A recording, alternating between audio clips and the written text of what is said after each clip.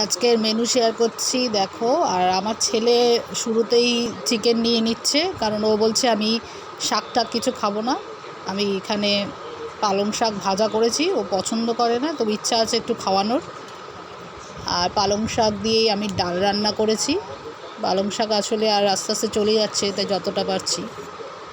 আর এখানে রয়েছে আর মাছের ঝাল, এখানে রয়েছে দেখি বোয়াল মাছের মাথা দিয়ে সব রকম সবজি দিয়ে একটি তরকারি, এটাকে আমি লাড়াচাড়া বলি, খেতে খুব টেস্ট হয়। এই হচ্ছে আজকের মেনু। কিন্তু সে শাক দিয়ে খাবে না, তাই আগেই দই চিকেন দিয়ে খাওয়া শুরু করে দিয়েছে, যেটা আমি গতকাল করেছিলাম।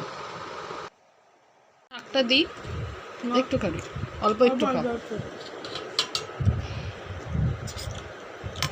যাকে এবার একটু টেস্ট করবে বলেছে, এখানে দিলাম, দেখো ভালো হয়েছে, খেতে থাকো।